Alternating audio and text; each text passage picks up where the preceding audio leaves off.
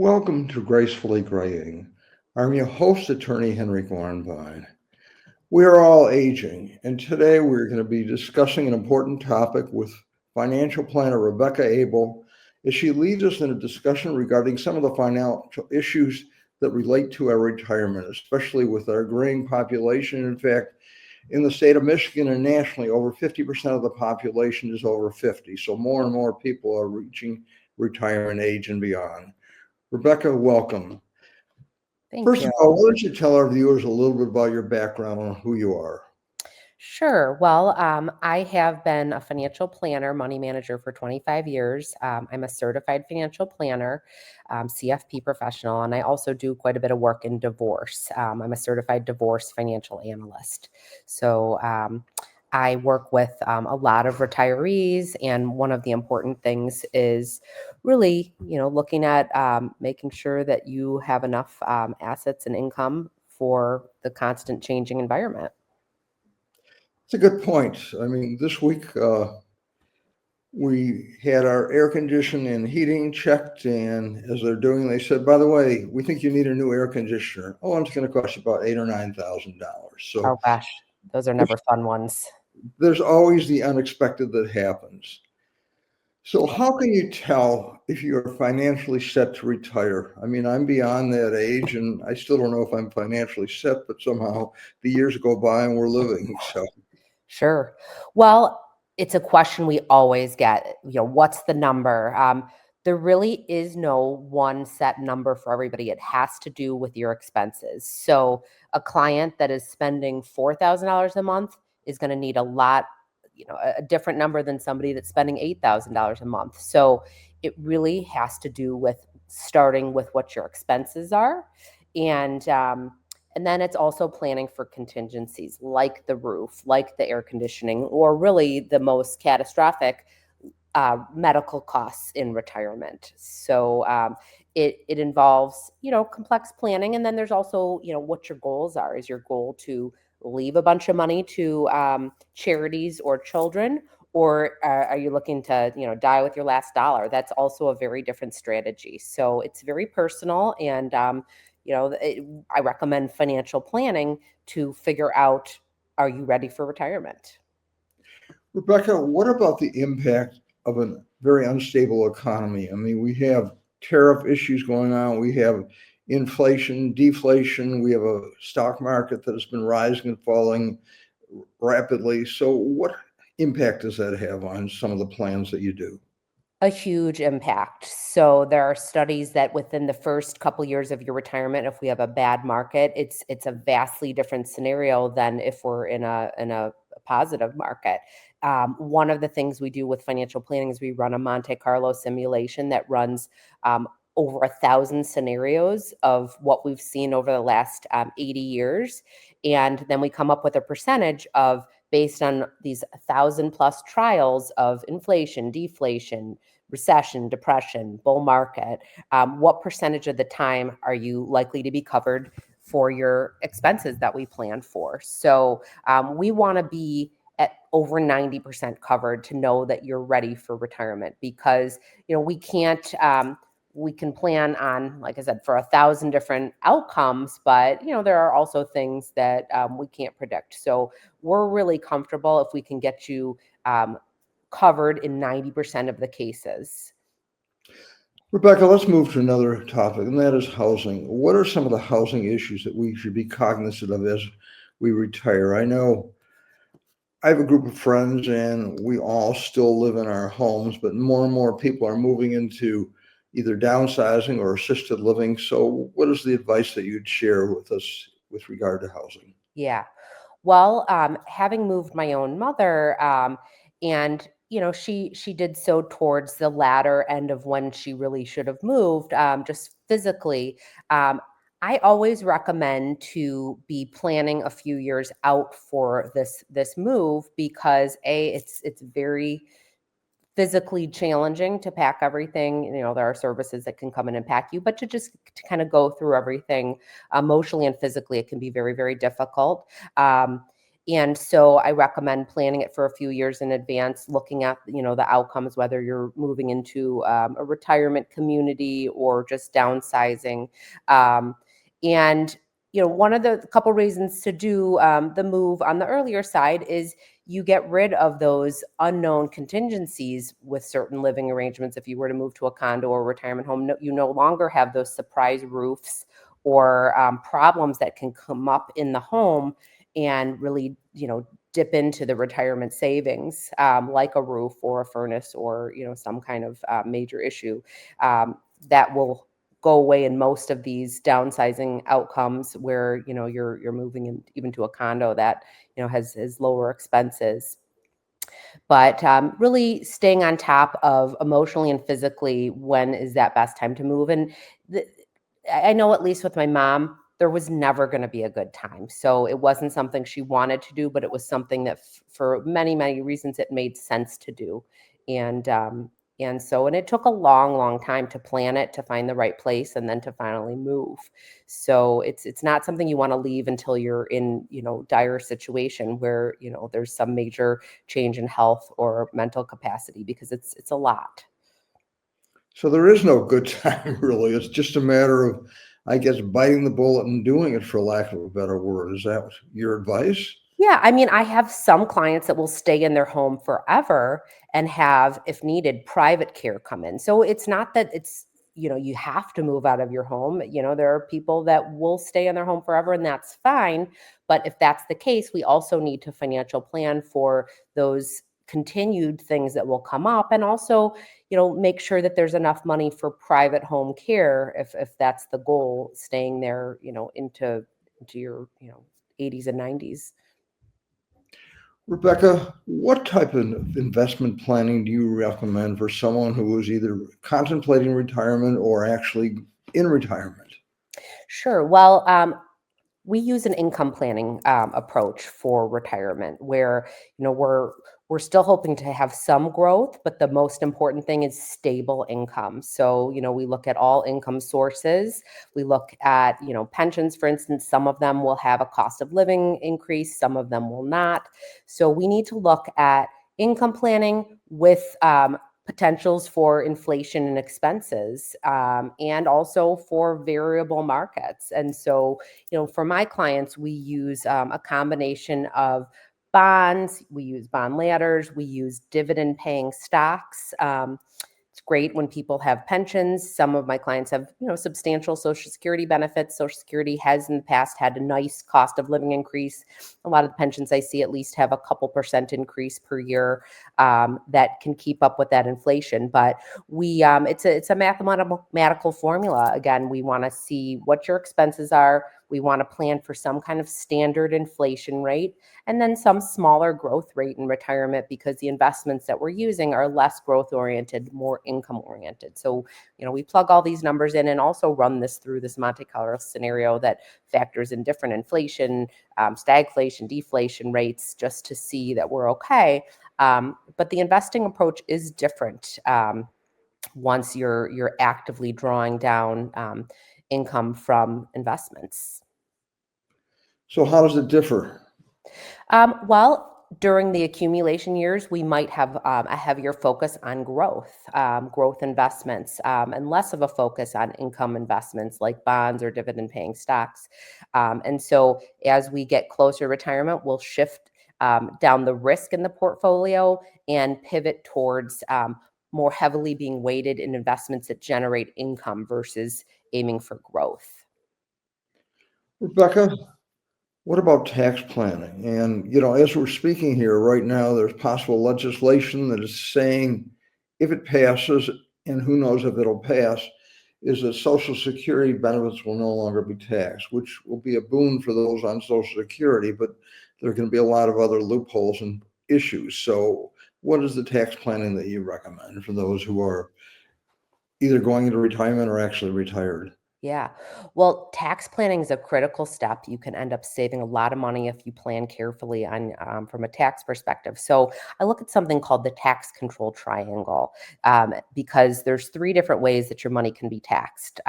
Start with the most cost effective, which is tax free investments, and that's money that would be in, for instance, a Roth IRA that the money that grows, even the income that's produced, is tax free forever. The other big pocket of tax free money is actually the proceeds from the sale of a house. And so you purchase a house. Let's say you purchase for 250,000 and you're a couple, you have up to $500,000 of gains that when you sell your house can be tax free. If you're a single person, it's 250,000. So that's a big pool of money that in retirement, you sell your house, you have this new pool that you received all the growth on tax free. And then obviously that needs to be invested and won't stay in that tax free tax shelter. Um, so there's tax free, then there's tax deferred, things like a 401k, an IRA, different defined benefit plans that you have not paid taxes on this money, but when you go to pull from it, you're going to pay full ordinary income taxes on it, just as if you were still working. So you're still going to pay state and federal taxes, and depending on how much that is, it can really be a substantial amount. So I have some clients that have been phenomenal savers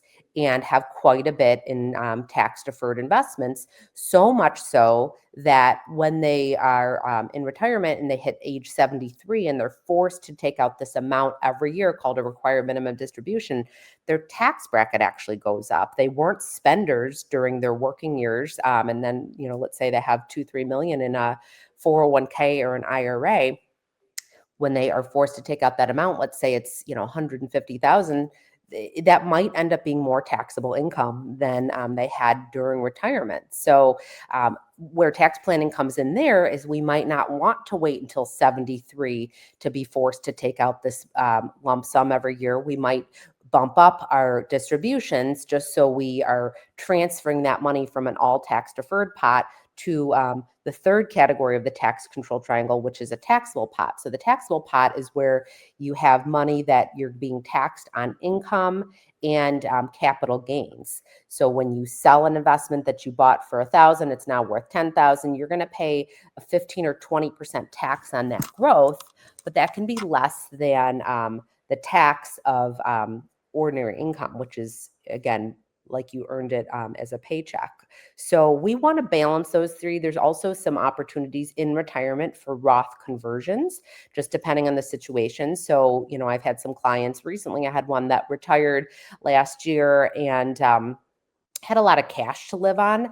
She didn't plan on taking withdrawals out from her 401k for a while. So her income was very low. And she was living off of a cash buyout, which was not going to be taxable because it was just money that was, sitting in a checking account for the first 2 years. So she was a great candidate for a Roth conversion IRA because her tax bracket was so low. And she had this kind of, not going to call it a ticking time bomb, if it was a 401k that had a large value. So she had over $2 million in it and she was only 64. So where it's a problem is if all of a sudden that 2 million becomes 4 million in 10 years, when she goes to pull out the required minimum distributions, that's going to push her into a really high tax bracket. 4 million in a 401k or IRA is a very large required minimum distribution that, it might make sense to put some money in, pull some money out for distributions earlier, or do some Roth conversions where that's you're not taking the money out technically to spend it, but you're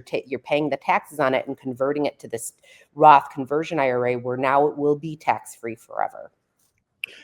Rebecca, for those of you, our viewers who are not sophisticated, explain the difference between a regular IRA and a Roth IRA, Roth conversion IRA. So there's a traditional IRA, which is money that was saved pre-tax. So, you earned it from an employer, it went into some kind of retirement plan, or you just saved it individually into a retirement IRA.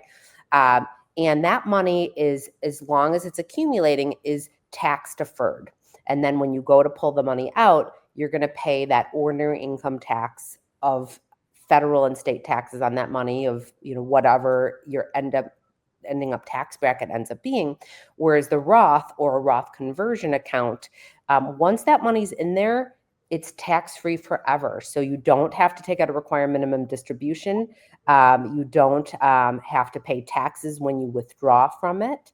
And so it's a nice little loophole that the government, while you're accumulating, allows you to put $7,000 or $8,000 if you're over 50 into this tax-free place. But for the sake of a Roth conversion, you can convert as much as you want from a traditional IRA or even a 401k into this Roth IRA. You have to pay taxes like you earned it then. But again, once it's in a Roth, it's never taxed again, and there are no required minimum distributions. So it's tax-free versus completely taxable at the highest, at ordinary income rates, which tend to be higher than capital gains.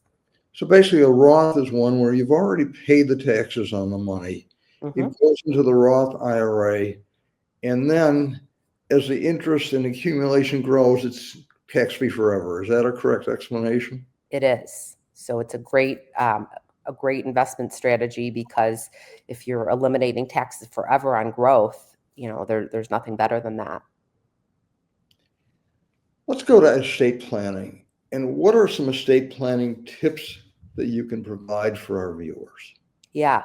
Well, the first and most important is have an estate plan. So many clients come to me without any kind of estate plan, without a will, a trust, power of attorneys for medical and financial. So having an estate plan is critical. It will make things so much easier for your family if something were to happen. And really deciding, who that person's going to be, your people that will be handling your finances or making medical decisions for you before those issues come up.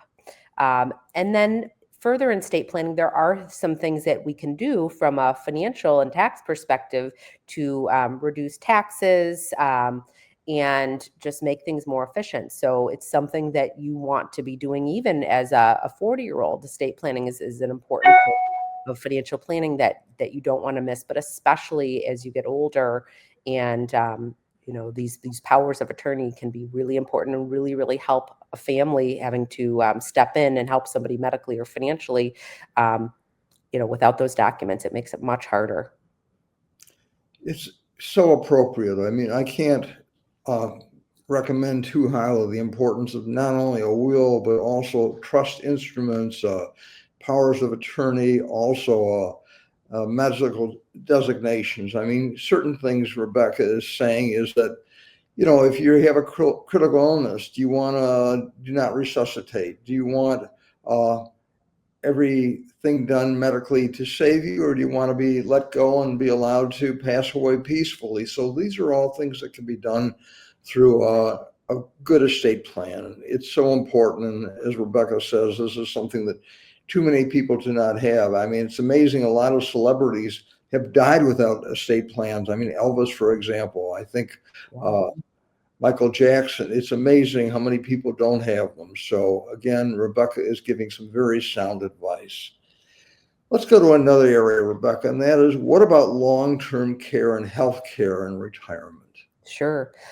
Well, long-term care is one of those expenses. If you were to need somebody to come in the home and provide regular care going into a facility, they can be expensive. So the care can be over $100,000 annually as an additional expense, depending on how much is needed. And so there are different ways to help offset some of these costs. One is traditional long-term care insurance.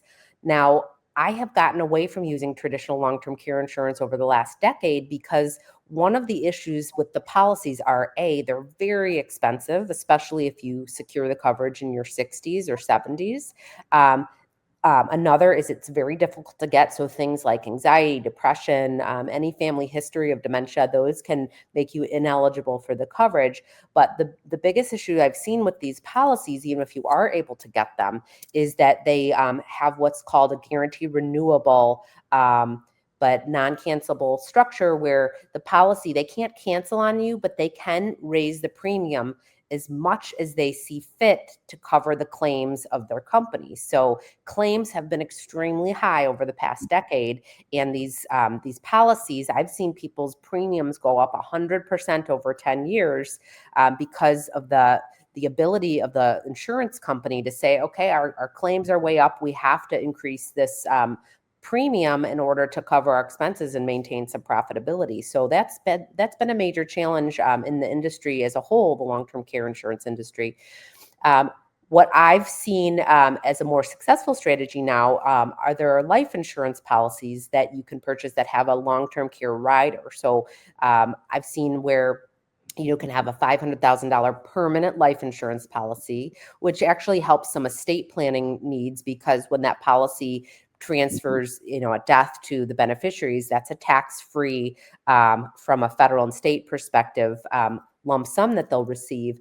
But you can add these riders that allow up to 90% of the death benefit being able to be used for long-term care expenses. So that to me kills a few more birds with one stone. It doesn't have this potential for astronomical premium increases during retirement. And then the third avenue is to self-insure. So I have some clients that are in a position that they have enough money based on their expenses, because this is all, if somebody has $5 million, but their expenses are 20 grand a month, that's very different than if somebody has $5 million and their expenses are, $6,000 a month. So if we can see that somebody has the ability to self-insure based on a potential long-term care need, we put in some expense there and do some financial calculations. And that's obviously an option too. And it really just kind of depends on somebody's risk tolerance and their interest for passing money on to a family member or charity. And so it's all very personal planning, but we are definitely not using the long-term care traditional insurance that we used, 10 plus years ago, because I've just had a bad experience with that, with the premium increases. Interesting. I happen to have long-term care insurance, and you have options. And first of all, it's almost impossible to get it. It's very rare now, and what Rebecca is saying is absolutely correct. And also, they can keep increasing the premium. So what you have is almost a Hobson's choice, where number one, you either pay more premiums and they're adjusted every year, every couple of years, or else you can agree to keep the premiums the same level, but lower the amount of the benefits. So there are pros and cons to it, but Rebecca is giving some very sound advice. The other thing is that long-term health care and the premiums on health insurance is going up continually, as well as the fact that if you need to live in an assisted living or nursing home facility, the cost can be astronomical. You're talking about anywhere from $6,000 to $10,000 or more a month easily. So these are important points, and Rebecca is giving some very sound advice on these issues. The next topic, Rebecca, how can we maximize our pensions? Sure. Well, pension maximization is a strategy for people that have structured pensions from an employer. And what those typically look like, and this is for a married couple, is that the spouse that has the pension has the option at retirement to pass on funds to their spouse when they die. So there's usually like 100% survivor pension. So let's say you're getting $3,000 a month, the 100% would also pay your spouse $3,000 a month when you die. There's 75% options, 50. I've seen it go down to 25. So what the pension maximization strategy is instead of taking a full pension with a survivor benefit, you take the full pension without the survivor benefit and then get a life insurance policy that would be in place to generate that missing income. Now, these only work when the difference between the full and the survivor pension is around the same amount as the life insurance premium. They can work, even if it's a bit above, because again, with these life insurance policies, you can tap on long-term care benefits, and you do have some other benefits, the tax-free benefit of life insurance. But yeah, with these long-term care riders, it can be a really good overall strategy. But the nice thing about having a pension max strategy where you're taking your full survivor pension and not, because if you take a full a spousal benefit, and let's say your full survivor was $3,000, to get the spousal benefit, you might drop down to $2,500 a month. So that you're getting $2,500 instead of the $3,000, but with the guarantee that your spouse is also going to get the $2,500 into the retirement. This gives you that higher income. You take the $500 difference, you buy a life insurance policy with it. Now, when both spouses pass away, ideally there's some money left in that death benefit, because with a spousal pension, when the second person dies, that money is gone. It doesn't continue paying out to family members. So I often, will run the numbers to see if these work. Now, I've seen some cases where there's a very, very little reduction between a full and survivor benefit. Let's say it's $3,000 and for only $200 a month, you have your spouse that can get paid, so you're both now at $2,800 versus, I originally said a number for $500. So it's very custom, that we have to look at what those different numbers look like. And I've seen very successful pension maximization strategies where it's now, you have this life insurance policy that continues paying for the spousal benefit once the primary person with the pension dies, and then they have this big lump sum. They can get the long-term care rider on it. So it can accomplish many different things, and it's definitely a worthwhile thing to look into depending on the overall situation and insurability of the person with the pension, because if somebody's already sick, that strategy won't work. You're providing a lot of important strategies for those of us who are aging, for those who are contemplating retirement, or for those who are actually in retirement. What are some other thoughts that you can share with us before we sign off, Rebecca? Sure. Well, don't sweep it under the rug. This is something that needs to be addressed. The estate planning, the income planning. You don't want to look at this too late. I start planning with clients in their 20s and 30s. That's obviously great, but if you're in your 50s or 60s, or even several years in your 40s, it's great to start planning early, and to start thinking about what this might look like. A lot of people in their 40s don't know, oh, I want to move to Arizona, or I want to do this, and that. But at that point, it's about accumulation, and accumulation to set yourself up from a tax perspective in the most beneficial way. But early and careful planning, and really especially facing estate planning, can really save a lot of time, money, and family headaches. So this is something to be proactive on. And it's important to have a certified financial planner when you're looking at these numbers, because that's really, the advanced degree, the advanced training in knowing, how to plan for these kind of retirement issues. There are also some other retirement specific designations, but it's important that the person that you're planning with has the experience and expertise to be able to give the good advice. Rebecca, how can someone reach you? What is your company and your website and phone number?